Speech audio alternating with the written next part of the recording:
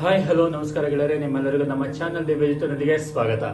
ಇವತ್ತೊಂದು ವಿಷಯದಲ್ಲಿ ನಾವು ಶರನ್ ನವರಾತ್ರಿಯ ಕುರಿತಾದಂತಹ ಒಂದು ವಿಶೇಷ ಮಾಹಿತಿಯನ್ನು ತಿಳ್ಕೊಳ್ತಾ ಇದ್ದೇವೆ. ನವದುರ್ಗಿಯರು ಆರಾಧನೆ ಹೇಗೆ ಏನು ಅನ್ನುವಂಥದ್ದನ್ನ ತಿಳ್ಕೊಳ್ತಾ ಇದ್ದೇವೆ. ಹಾಗೆ ನವರಾತ್ರಿಯ ಕುರಿತಾದಂತಹ ಇನ್ನು ಕೆಲವು ವಿಶೇಷ ಮಾಹಿತಿಗಳನ್ನು ತಿಳ್ಕೊಳ್ತಾ ಇದ್ದೇವೆ ಅಂತ ಹೇಳ್ತಾ, ಇದೇ ನೀವು ಮೊದಲ ಬಾರಿಗೆ ನಮ್ಮ ವಿಡಿಯೋನ ನೋಡ್ತಾ ಇರುವಂತದ್ದಾದ್ರೆ ಈ ಕೂಡಲೇ ಸಬ್ಸ್ಕ್ರೈಬ್ ಬಟನ್ ಕ್ಲಿಕ್ ಮಾಡಿ, ನಂತರ ಬೆಲ್ ಐಕಾನ್ ಕ್ಲಿಕ್ ಮಾಡಿ. ಅದರ ಮೂಲಕ ನಾವು ಅಪ್ಲೋಡ್ ಮಾಡೋ ಎಲ್ಲ ಹೊಸ ವಿಡಿಯೋಗಳು ನಿಮಗೆ ಅತಿ ಶೀಘ್ರದಲ್ಲಿ ಕಂಡು ಬರುತ್ತೆ. ಮತ್ತೊಮ್ಮೆ ನಿಮ್ಮೆಲ್ಲರಿಗೂ ಪಂಡಿತ್ ಸುದರ್ಶನ್ ಭಟ್ ಮಾಡ್ತಾ ಇರುವಂತಹ ನಮಸ್ಕಾರಗಳು. ಶರದ್ ನವರಾತ್ರಿ ಅನೇಕ ಬರ್ತದೆ. ಒಂದು ವರ್ಷದಲ್ಲಿ ನಾವು 4 ನವರಾತ್ರಿನ ಆಚರಣೆ ಮಾಡ್ತೇವೆ. ಚೈತ್ರ ನವರಾತ್ರಿ, ವಾರಾಹಿ ನವರಾತ್ರಿ ಅಂದ್ರೆ ಆಷಾಢ ನವರಾತ್ರಿ, ಶರನ್ ನವರಾತ್ರಿ, ಹೀಗೆ ಒಟ್ಟು 4 ನವರಾತ್ರಿಗಳನ್ನ ನಾವು ಆಚರಣೆ ಮಾಡ್ತೇವೆ. ಇದರಲ್ಲಿ ಮುಖ್ಯವಾಗಿ ನಾವು ಶರನ್ ನವರಾತ್ರಿಯನ್ನ ದೊಡ್ಡ ಪ್ರಮಾಣದಲ್ಲಿ ಆಚರಣೆಯನ್ನ ಮಾಡುವಂತಹದ್ದು. ಉಳಿದ ನವರಾತ್ರಿಗಳ ಆಚರಣೆ ಇದೆ, ಆದರೆ ಅಂತಹ ಒಂದು ಅದಕ್ಕೆ ಆಚರಣೆಯಲ್ಲಿ ನಾವು ಮಾಡೋದು ಕಡಿಮೆ.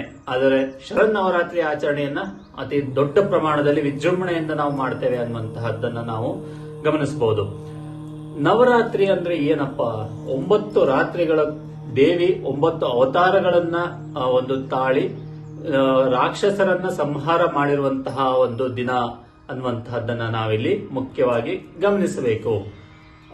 ಈ ಒಂದು ನವರಾತ್ರಿಯ ವಿಶೇಷ ಹೇಗೆ ಏನು ಅನ್ನುವಂಥದ್ದು ನೋಡೋದಾದ್ರೆ, ನವರಾತ್ರಿ ಅನ್ನುವಂತಹ ವಿಷಯದಲ್ಲಿ ಹೇಳಿದೆ 9 ರಾತ್ರಿಗಳು. ನವ ಅಂದ್ರೆ ಸಂಸ್ಕೃತದಲ್ಲಿ ನವ ಅಂತಂದ್ರೆ 9 ರಾತ್ರಿಗಳ ರಾತ್ರಿ. 9 ರಾತ್ರಿಗಳು ದೇವಿ ಒಂದು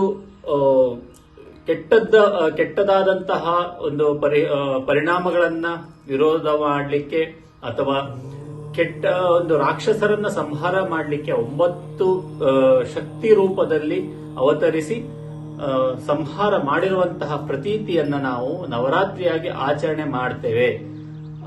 ಇದನ್ನ ನಾವು ಶಾರದೀಯ ನವರಾತ್ರಿ, ಶರನ್ ನವರಾತ್ರಿ ಅನ್ನುವಂತಹದ್ದನ್ನ ನಾವು ಹೇಳ್ತೇವೆ. ಯಾಕಂದ್ರೆ ಶರತ್ ಕಾಲದಲ್ಲಿ ಬರುವಂತಹದ್ದರಿಂದ ಇದನ್ನ ಶರನ್ ನವರಾತ್ರಿ ಅನ್ನುವಂಥದ್ದನ್ನ ನಾವು ಹೇಳುವಂತದ್ದು. ಈ ವರ್ಷ ನವರಾತ್ರಿ ಯಾವಾಗಪ್ಪ ಆರಂಭ ಆಗುವಂತದ್ದು ಅನ್ನುವಂತ ನೋಡೋದಾದ್ರೆ, ಇದೇ 22 ಸೆಪ್ಟೆಂಬರ್ ಇಂದ ಆರಂಭ ಆಗಿ ಅಕ್ಟೋಬರ್ 1ರವರೆಗೆ ನವರಾತ್ರಿ ಇರುವಂತಹದ್ದನ್ನ ನಾವಿಲ್ಲಿ ಗಮನಿಸಬಹುದು. 22ನೇ ತಾರೀಕಿನ ಆರಂಭವಾಗಿ ಅಕ್ಟೋಬರ್ 1ರವರೆಗೆ ನವರಾತ್ರಿಯ ಒಂದು 10 ದಿನಗಳು, 9 ರಾತ್ರಿ, ದಶಮಿ ದಿನ ವಿಜಯವನ್ನ ಸಾಧಿಸೋಕೆ ವಿಜಯದಶಮಿ ಅಂತ ಆಚರಣೆ ಮಾಡುವಂತಹದ್ದು. ಇದಿಷ್ಟು ನವರಾತ್ರಿಗಳ ಒಂದು ಯಾವಾಗ ಆರಂಭ ಆಗತ್ತೆ ಅನ್ನುವಂತಹದ್ದು. ಇನ್ನು ಇದರ ಒಂದು ಮಹತ್ವ ಏನು, ನವರಾತ್ರಿಯ ಮಹತ್ವ ಏನು ಅನ್ನುವಂಥದ್ದು ನೋಡೋದಾದ್ರೆ, 9 ದಿನಗಳು ವಿವಿಧ ರೂಪದಲ್ಲಿ ದುರ್ಗಾದೇವಿಯನ್ನ ಆರಾಧನೆ ದುರ್ಗಾದೇವಿಯನ್ನ ನಾವು ತಾಯಿ ಅಂದ್ರೆ ಇಡೀ ಜಗತ್ತಿನ ತಾಯಿ ಅನ್ನುವಂಥದ್ದು ನಾವು ಹೇಳ್ತೇವೆ. ಶಿವನನ್ನ ತಂದೆ, ಹಾಗೆ ತಾಯಿ ಮಾತೆ ಪಾರ್ವತಿಯನ್ನ ನಾವು ಜಗನ್ಮಾತೆ ಅನ್ನುವಂಥದ್ದನ್ನ ನಾವು ಹೇಳುವಂತಹದ್ದು. ಹಾಗಾಗಿ ಈ ಒಂದು ಜಗನ್ಮಾತೆಯನ್ನು ನಾವು 9 ವಿವಿಧ ರೂಪಗಳಲ್ಲಿ ಆಚರಣೆಯನ್ನ ಮಾಡಿದಾಗ, ಅಂದ್ರೆ ಪೂಜೆಯನ್ನ ಮಾಡಿದಾಗ ನಕಾರಾತ್ಮಕ ಶಕ್ತಿಗಳನ್ನ ನಾವು ದೂರ ಮಾಡಲಿಕ್ಕೆ ಇದೊಂದು ಸಹಾಯ ಆಗುವಂತಹದ್ದನ್ನು ನಾವಿಲ್ಲಿ ಕಂಡು ಬರ್ತದೆ. ಹಾಗೆ ಮನೆಯಲ್ಲಿ ಸುಖ, ಶಾಂತಿ ಹಾಗೂ ಧನಾತ್ಮಕ ಅಂಶಗಳು ತುಂಬಿ ನೆಮ್ಮದಿಯಿಂದ ನಾವು ಜೀವನ ಮಾಡುವಂತಹದ್ದನ್ನ ಗಮನಿಸಬಹುದು ಅನ್ನುವಂಥದ್ದು ಇಲ್ಲಿ ನಾವು ನೋಡ್ಬೇಕಾಗಬಹುದು. ಇನ್ನು ಆಧ್ಯಾತ್ಮಿಕ ಬೆಳವಣಿಗೆ ಇರಬಹುದು, ದೈವಿಕ ಚಿಂತನೆಗಳು ನಮ್ಮಲ್ಲಿ ಹೆಚ್ಚಾಗ್ತದೆ. ಇದು ನಮ್ಮ ಮಾನಸಿಕ ಶುದ್ಧೀಕರಣವನ್ನು ಮಾಡುವಂತಹದ್ದನ್ನು ನಾವಿಲ್ಲಿ ಮುಖ್ಯವಾಗಿ ಗಮನಿಸಬೇಕಾದಂತಹ ಅಂಶ ಆಗಿರ್ತದೆ. ಇನ್ನು ನವರಾತ್ರಿಯಲ್ಲಿ 9 ದೇವಿಯರನ್ನ ನಾವು ಪೂಜೆ ಮಾಡ್ತೇವೆ. 9 ದೇವಿಯರಿಗೆ 9 ದೇವಿಯರು ಯಾರ್ಯಾರು ಅನ್ನುವಂಥದ್ದನ್ನು ನಾವು ಮುಖ್ಯವಾಗಿ ಗಮನಿಸೋಣ. ಅದಕ್ಕೆ ಒಂದು ಮಂತ್ರವನ್ನ ಹೇಳಿದ್ದಾರೆ. ಏನಪ್ಪ ಮಂತ್ರ? ಪ್ರಥಮಂ ಶೈಲಪುತ್ರೀತಿ, ದ್ವಿತೀಯಂ ಬ್ರಹ್ಮಚಾರಿಣಿ, ತೃತೀಯಂ ಚಂದ್ರಗಂಟೇತಿ, ಕೂಷ್ಮಾಂಡೇತಿ ಚತುರ್ಥಕಂ, ಪಂಚಮಂ ಸ್ಕಂದಮಾತೇತಿ, ಷಷ್ಠಂ ಕಾತ್ಯಾಯಿನಿ ತತ, ಸಪ್ತಮಂ ಕಾಲರಾತ್ರಿಶ್ಚ ಮಹಾಗೌರಿ ಚಾಷ್ಟಕಂ, ನವಮಂ ಸಿದ್ಧಿದಾತ್ರಿ ಚ ನವದುರ್ಗಾ ಪ್ರಕೀರ್ತಿತಃ, ಉಕ್ತಾನೇತಾನಿ ನಾಮಾನಿ ಬ್ರಹ್ಮಣ್ಯೈವ ಮಹಾತ್ಮನ ಅನ್ನುವಂತಹ ಒಂದು ಮಂತ್ರ ಇರುವಂತಹದ್ದು. 9 ದೇವಿಯರ ಹೆಸರನ್ನ ಒಂದು ಮಂತ್ರದಲ್ಲಿ ಹೇಳಿದ್ದಾರೆ. ಇನ್ನು ಆ ದೇವಿಯರಿಗೆ ಒಂದೊಂದು ದಿನ ಒಂದೊಂದು ರೂಪದಲ್ಲಿ ನಾವು ಆಚರಣೆ ಮಾಡ್ತೇವಲ್ಲ, ಸೊ ಅದನ್ನ ನಾವು ನೋಡೋದಾದ್ರೆ ಮೊದಲನೇ ದಿನ ಶೈಲಪುತ್ರಿಯನ್ನ ನಾವು ಒಂದು ಪೂಜೆಯನ್ನ ಮಾಡ್ತೇವೆ. ಶೈಲಪುತ್ರಿಯ ಒಂದು ವಿಶೇಷ ಏನಪ್ಪಾ ಅನ್ನುವಂತ ನೋಡೋದಾದ್ರೆ, ಶೈಲಪುತ್ರಿಗೆ ಪಾರ್ವತಿಯ ಮೊದಲ ರೂಪ. ಇದು ಸ್ಥೈರ್ಯತೆ ಅಥವಾ ಸ್ಥಿರತೆ ಮತ್ತು ಧೈರ್ಯವನ್ನು ಕೊಡುವಂತಹ ಒಂದು ರೂಪ ಆಗಿರ್ತದೆ. ಇದರ ಮಂತ್ರ ಯಾವ್ದಪ್ಪ ಅನ್ನುವಂತದ್ದಾದ್ರೆ ಓಂ ದೇವಿ ಶೈಲಪುತ್ರೇ ನಮಃ ಅನ್ನುವಂತಹ ಒಂದು ಮಂತ್ರ. ಈ ಶೈಲಪುತ್ರಿ ಅಂದ್ರೆ ಮೊದಲನೇ ದಿನದ ಮಂತ್ರ, ಹಾಗೆ ಶೈಲಪುತ್ರಿಯ ಕುರಿತಾದಂತ ವಿಷಯ ಆಗಿರ್ತದೆ. ಇನ್ನು ಎರಡನೇ ದಿನ ಬ್ರಹ್ಮಚಾರಿಣಿಯನ್ನ ನಾವು ಪಾರ್ವತಿಯ ಎರಡನೇ ಅವತಾರ. ಪಾರ್ವತಿ ಬ್ರಹ್ಮಚಾರಿಣಿ ಅಂದ್ರೆ ತಪಸ್ವಿಯಾಗಿ ಶಿವನನ್ನ ಒಲಿಸಿಕೊಳ್ಳಲಿಕ್ಕೆ ತಪಸ್ವಿಯಾಗಿ ಇರುವಂತಹ ಒಂದು ರೂಪ. ಈ ಒಂದು ರೂಪದಲ್ಲಿ ತಪಸ್ಸಿನ ಪ್ರತೀಕವಾಗಿ ಭಕ್ತಿ, ನಿಯಮ ಹಾಗೂ ತಾಳ್ಮೆಯನ್ನ ಇದು ತೋರಿಸ್ತದೆ. ಈ ಒಂದು ರೂಪ ತೋರಿಸ್ತದೆ. ಇದರ ಮಂತ್ರ ಯಾವ್ದಪ್ಪ? ಓಂ ದೇವಿ ಬ್ರಹ್ಮಚಾರಿಣ್ಯೇ ನಮಃ. ಇನ್ನು ಮೂರನೇ ರೂಪ ನೋಡುವಂತದ್ದಾದ್ರೆ ಚಂದ್ರಗಂಟೆಯ ಒಂದು ಸ್ವರೂಪ. ಚಂದ್ರಗಂಟ ಸ್ವರೂಪ ಏನ್ ಹೇಳ್ತದೆ? ಶಾಂತಿ, ಸಮಾಧಾನ, ಸೌಹಾರ್ದತೆಯನ್ನ ಹೇಳ್ತದೆ. ಈ ಒಂದು ರೂಪ ಈ 3 ಅಂಶಗಳನ್ನ ತಿಳಿಸ್ಕೊಡ್ತದೆ. ಇದರ ಮಂತ್ರ ಓಂ ದೇವಿ ಚಂದ್ರಗಂಟೆಯತೆ ನಮಃ. ಹಾಗೆ ಕೂಷ್ಮಾಂಡ, 4ನೇ ದಿನ ನಾವು ಕೂಷ್ಮಾಂಡ ದೇವಿಯ ರೂಪದಲ್ಲಿ ಆಚರಣೆ ಒಂದು ಪೂಜೆಯನ್ನ ಮಾಡ್ತೇವೆ. ಕೂಷ್ಮಾಂಡವನ್ನ ನಾವು ನೋಡುವಾಗ ಇದು ಸೃಷ್ಟಿ ಶಕ್ತಿ ಹಾಗೆ ಆರೋಗ್ಯ ಮತ್ತು ಸಮೃದ್ಧಿಯನ್ನ ಒಂದು ಮಹತ್ವವನ್ನ ತಿಳಿಸುವಂತಹ ದೇವಿ ಆಗಿರ್ತಾಳೆ. ಇದರ ಮಂತ್ರ ಬಂದು ಓಂ ದೇವಿ ಕೂಷ್ಮಾಂಡೇ ನಮಃ. ಇನ್ನು 5ನೇ ದಿನ ನಾವು ಸ್ಕಂದ ಮಾತಾ ಅಂದ್ರೆ ಷಣ್ಮುಖನ ತಾಯಿ ಸ್ಕಂದ ಮಾತಾಳ ರೂಪದಲ್ಲಿ ದೇವಿಯನ್ನ ಒಂದು ಪೂಜೆಯನ್ನ ಮಾಡ್ತೇವೆ. ಈ ಒಂದು ಸ್ಕಂದ ಮಾತಾಳ ಒಂದು ಮಹತ್ವ ಏನಪ್ಪಾ ಅನ್ನುವಂತ ನೋಡೋದಾದ್ರೆ ಮಾತೃತ್ವ, ಪ್ರೀತಿ ಹಾಗೆ ರಕ್ಷಣೆ ಮತ್ತೆ ಶಕ್ತಿಯನ್ನು ಕೊಡುವಂತಹದ್ದು ಇಲ್ಲಿ ನಾವು ಗಮನಿಸಬೇಕಾದ ಅಂಶ ಆಗಿರ್ತದೆ.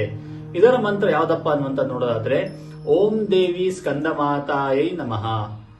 ಇನ್ನು 6ನೇ ದಿನ ಕಾತ್ಯಾಯನಿ ರೂಪದಲ್ಲಿ ಇರುವಂತಹವಳು. ಕಾತ್ಯಾಯನಿ ರೂಪದಲ್ಲಿ ದೇವಿ ಅವತರಿಸಿರ್ತಾಳೆ. ಈ ಒಂದು ಅವತಾರದ ಮಹತ್ವ ಏನಪ್ಪಾ ಅನ್ನುವಂತ ನೋಡೋದಾದ್ರೆ ಶೌರ್ಯ, ಶಕ್ತಿ ಮತ್ತು ಧರ್ಮ ವಿಜಯಕ್ಕಾಗಿ ಇರುವಂತಹ ದೇವಿಯ ಅವತಾರ ಆಗಿರುತ್ತದೆ. ಈ ಒಂದು ದೇವಿಯ ಮಂತ್ರ ಯಾವ್ದಪ್ಪ ಅನ್ನುವಂತ ನೋಡೋದಾದ್ರೆ ಓಂ ದೇವಿ ಕಾತ್ಯಾಯನ್ನೇ ನಮಃ. ಇನ್ನು 7ನೇ ದಿನ ಕಾಲರಾತ್ರಿ ಅಥವಾ ಕಾಲರಾತ್ರಿ ಒಂದು ಸ್ವರೂಪ, ಉಗ್ರ ಸ್ವರೂಪದಲ್ಲಿರುವಂತಹದ್ದು. ಈ ಒಂದು 7ನೇ ದಿನದ ಒಂದು ಮುಖ್ಯವಾದ ಅಂಶ ಏನಪ್ಪಾ, ಕಾಲರಾತ್ರಿಯ ಮಹತ್ವ ಏನಪ್ಪಾ ಅನ್ನುವಂತ ನೋಡೋದಾದ್ರೆ ಅಜ್ಞಾನಗಳನ್ನ ನಾಶ ಮಾಡುವಂತಹದ್ದು, ಭಯ ನಿವಾರಣೆ ಮಾಡುವಂತದ್ದು ಹಾಗೂ ಶತ್ರುಗಳ ನಿವಾರಣೆ ಮಾಡುವಂತಹದ್ದು ಇದರ ಒಂದು ಮಹತ್ವ ಆಗಿರ್ತದೆ. ಈ ದೇವಿಯ ಅವತಾರದ ಮಹತ್ವ ಆಗಿರ್ತದೆ.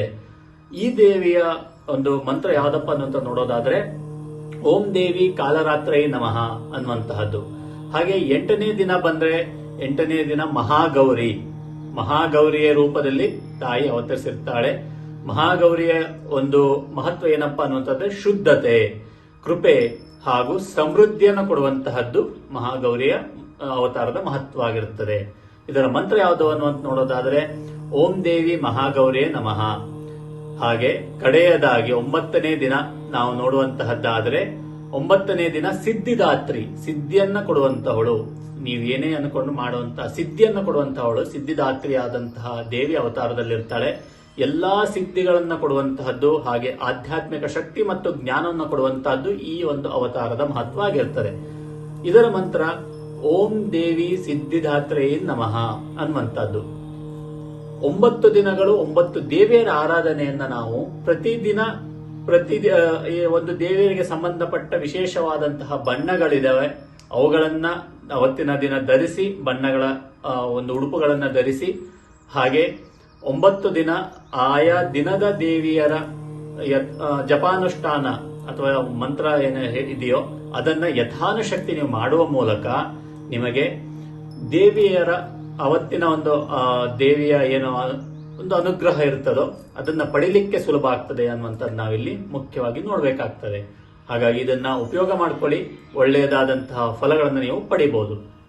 ಇನ್ನು ಪೂಜಾ ವಿಧಾನ ಹೇಗೆ ಮಾಡ್ತಾರಪ್ಪ ಅನ್ನುವಂಥದ್ದು ನಾವು ನೋಡೋದಾದ್ರೆ, ಮೊದಲನೇ ದಿನ ಅಂದರೆ 22ನೇ ತಾರೀಕು ಘಟಸ್ಥಾಪನೆ ಅಂದ್ರೆ ಕಲಶ ಸ್ಥಾಪನೆಯನ್ನ ಮಾಡ್ತಾರೆ. ನವರಾತ್ರಿ ಆರಂಭ ದಿನದಲ್ಲಿ ಮುಹೂರ್ತವನ್ನ ನೋಡಿ ಕಲಶ ಸ್ಥಾಪನೆಯನ್ನ ಮಾಡುವಂತಹದ್ದು ಒಂದು ಇಲ್ಲಿ ಕಂಡು ಬರುವಂತಹ ವಿಷಯ. ಅವತ್ತಿನಿಂದ ದಶಮಿಯ ತನಕ, ವಿಜಯದಶಮಿಯ ತನಕ 10 ದಿನಗಳ ಕಾಲ ಆ ಕಲಶಕ್ಕೆ ದೇವಿಯನ್ನ ಆಹ್ವಾನಿಸಿ ಪೂಜೆಯನ್ನ ಮಾಡುವಂತಹದ್ದು. ಹಾಗೆ ಪ್ರತಿದಿನ ಪೂಜೆ, ಕೆಲವು ಕಡೆ ಮಧ್ಯಾಹ್ನಕ್ಕೆ ಪೂಜೆ ಇರ್ತದೆ, ಕೆಲವು ಕಡೆ ಪೂಜೆ ಇರ್ತದೆ, ಸಾಯಂಕಾಲ ಪೂಜೆ ಮಾಡುವಂತಹದ್ದು. ನವರಾತ್ರಿ ಆಗಿದ್ರೆ ರಾತ್ರಿ ಪೂಜೆ ಶ್ರೇಷ್ಠ ಅನ್ನುವಂಥದ್ದು. ಹಾಗಾಗಿ ಪ್ರತಿದಿನ 9 ದಿನಗಳ ಕಾಲ ಅಲ್ಲಿ ಆ ಘಟಸ್ಥಾಪನೆ ಆದ ನಂತರದಲ್ಲಿ ಅದಕ್ಕೆ ಪೂಜೆಯನ್ನ ನೆರವೇರಿಸುವಂತಹದ್ದು ನಾವಿಲ್ಲಿ ಗಮನಿಸಬಹುದು. ಅದಾದ ನಂತರದಲ್ಲಿ ಉಪವಾಸಾಚರಣೆ ಅದು ಅವರ ಒಂದು ಮನೋಸಂಕಲ್ಪಕ್ಕೆ ಸಂಬಂಧಿಸಿದಂತೆ ಇರ್ತದೆ. ಉಪವಾಸ ಮಾಡಿದರೆ ಒಳ್ಳೆಯದು, ಮಾಡಿ ದೇವಿ ಅನುಗ್ರಹ ಹೆಚ್ಚಾಗ್ತದೆ. ಯಾಕಂದ್ರೆ ಉಪವಾಸ ಸಂದರ್ಭದಲ್ಲಿ ದೇವರಿಗೆ ನಾವು ಹೆಚ್ಚು ಹತ್ರ ಆಗಲಿಕ್ಕೆ ಸುಲಭ ಆಗುವಂತದ್ದು ನಾವಿಲ್ಲಿ ಗಮನಿಸಬಹುದು. ಉಪವಾಸದ ಅರ್ಥವೇ ಉಪವಾಸ ಅಂತಂದ್ರೆ ದೇವಿಗೆ ಅಥವಾ ದೇವರಿಗೆ ಹತ್ರ ಆಗುವಂತಹ ಒಂದು ಸುಸಂದರ್ಭ ಅನ್ನುವಂತ ನಾವಿಲ್ಲಿ ಗಮನಿಸಬೇಕಾಗ್ತದೆ. ಹಾಗೆ ಕನ್ಯಾ ಪೂಜೆಯನ್ನು ಮಾಡ್ತಾರೆ. ಈ ಒಂದು ನವರಾತ್ರಿಯಲ್ಲಿ ಮುಖ್ಯವಾಗಿರುವಂತಹದ್ದೇ ಕನ್ಯಾ ಪೂಜೆ ಅಥವಾ ದುರ್ಗಿ ಪೂಜೆ ಅಂತ ನಾವು ಕರಿತೇವೆ. ಕೆಲವು ಭಾಗದಲ್ಲಿ ದುರ್ಗಿ ಪೂಜೆ ಅಂತ ಕರೀತಾರೆ. ಸಣ್ಣ ಮಕ್ಕಳಿಗೆ ದುರ್ಗಾ ಅವತಾರ ಅಂತಾನೆ ನಾವು ಪರಿಗಣಿಸಿ ಅವರಿಗೆ ಒಂದು ಪೂಜೆಯನ್ನ ನಾವು ಮಾಡ್ತಾರೆ. ಮನೆಗಳಲ್ಲಿ ಪೂಜೆ ಮಾಡಿ ಅವರಿಗೆ ಒಂದು ಬಾಗಿನವನ್ನ ಕೊಡುವಂತಹದ್ದು ಅಥವಾ ಅವರಿಂದ ಆಶೀರ್ವಾದವನ್ನು ಪಡೆಯುವಂತಹದ್ದು ನಾವಿಲ್ಲಿ ಗಮನಿಸಬಹುದು. ಇದು ದುರ್ಗಾ ಪೂಜೆ ಅಥವಾ ದುರ್ಗಿ ಪೂಜೆ, ಕನ್ಯಾ ಪೂಜೆಯನ್ನು ನಾವಿಲ್ಲಿ ನೋಡಬೇಕು. ಇದನ್ನ ಮಾಡಿದ್ರೆ ಒಳ್ಳೆಯದು. ಅವರಿಗೆ ಊಟವನ್ನ ಹಾಕಿದಾಗ ಕೂಡ ದೇವಿ ಆಶೀರ್ವಾದ ಪಡೆಯಲಿಕ್ಕೆ ನಮಗೆ ಸುಲಭವಾಗಿ ಒಂದು ದಾರಿ ಸಿಗ್ತದೆ ಅನ್ನುವಂಥದ್ದು. ಇನ್ನು ದುರ್ಗಾಷ್ಟಮಿ ಮತ್ತು ಮಹಾನವಮಿಯ ದಿನ ವಿಶೇಷ ಪೂಜೆಗಳನ್ನ ಮಾಡಿ ಹೋಮ ಹವನಾದಿಗಳನ್ನ ಮಾಡ್ತಾರೆ, ದುರ್ಗಾ ಹವನಗಳನ್ನ ಮಾಡ್ತಾರೆ. ಇದು ಮುಖ್ಯವಾಗಿರುವಂತಹದ್ದು, ಕೆಲವು ಭಾಗಗಳಲ್ಲಿ ಮಾಡುವಂತಹದ್ದು. ಇನ್ನು ವಿಜಯದಶಮಿ ದಿನ ಪೂಜೆ ಮಾಡಿ ಕಲಶ ಸ್ಥಾಪನೆ ಆಗಿರುವಂತಹ ಕಲಶದಿಂದ ಪ್ರಸಾದವನ್ನ ತಗೊಂಡು ವಿಸರ್ಜನೆ ಮಾಡಿ ದೇವಿಯನ್ನ ಕಳಿಸಿಕೊಡುವಂತಹದ್ದು. ಈ ನವರಾತ್ರಿಯ ದಿನಗಳಲ್ಲಿ ಒಂದೊಂದು ಭಾಗದಲ್ಲಿ ಒಂದು ದಿನ ನಡೆಯುವಂತಹದ್ದು ದುರ್ಗಾ ಸಪ್ತಶತಿ ಪಾರಾಯಣವನ್ನ ಮುಖ್ಯವಾಗಿ ಮಾಡುವಂತದ್ದು ನಾವಿಲ್ಲಿ ಗಮನಿಸಬೇಕಾಗಿರ್ತದೆ. ದುರ್ಗಾ ಸಪ್ತಶತಿ ಪಾರಾಯಣ ಮಾಡಿದ್ರೆ ಅತ್ಯಂತ ಒಳ್ಳೆಯದು. ಹಾಗೆ ಕೆಲವು ಭಾಗದಲ್ಲಿ 9 ದಿನಗಳ ಆಚರಣೆ, ಕೆಲವು ಭಾಗದಲ್ಲಿ 3 ದಿನ ಆಚರಣೆ. ಅಂದ್ರೆ ಸಪ್ತಮಿಯ ದಿನ ಶಾರದಾ ಸ್ಥಾಪನೆ ಆಗಿ ದಶಮಿಯ ದಿನ ವಿಸರ್ಜನೆ ಆಗುವಂತಹದ್ದು. ಕೆಲವು ಭಾಗದಲ್ಲಿ ಇದು ಕೂಡ ನಡೆಯುತ್ತೆ. ಹಾಗಾಗಿ ಯಾವ ರೀತಿ ನಿಮ್ಮ ಕುಟುಂಬಸ್ಥರು ನಡೆಸಿಕೊಂಡು ಬಂದಿದ್ದಾರೋ ಅನ್ನುವಂಥದ್ರ ಮೇಲೆ ನೀವು ಇದನ್ನ ಈ ಒಂದು ರೀತಿ ಪೂಜೆಯನ್ನ ಮಾಡಿ ದೇವಿಯ ಅನುಗ್ರಹನ ಪಡಿಬಹುದು. ನವರಾತ್ರಿಯ ಈ ಒಂದು ಸಂದರ್ಭದಲ್ಲಿ ನೀವು ಭಕ್ತಿ ಶ್ರದ್ಧೆಯಿಂದ ಪೂಜೆಯನ್ನ ಮಾಡಿ ಈ ಹಬ್ಬವನ್ನು ಆಚರಣೆ ಮಾಡಿದಾಗ ದುರ್ಗಾ ಮಾತೆಯ ಆಶೀರ್ವಾದವನ್ನು ಪಡೆದು ಹಾಗೆ ನಿಮ್ಮ ಜೀವನದ ಎಲ್ಲ ಕಷ್ಟಗಳನ್ನ ದೂರ ಮಾಡಿಕೊಂಡು ಸದಾ ಸುಖಮಯವಾದಂತಹ ಒಂದು ಜೀವನವನ್ನ ನೀವು ಮುಂದೆ ಕಾಣಲಿಕ್ಕೆ ಸುಲಭವಾದಂತಹ ದಾರಿಯನ್ನ ಮಾಡ್ಕೊಳ್ಬಹುದು ಅಂತ ಹೇಳ್ತಾ, ನವರಾತ್ರಿ ನವದುರ್ಗೆಯರ ಆರಾಧನೆಯನ್ನ ಮಾಡ್ಕೊಳ್ಳಿ.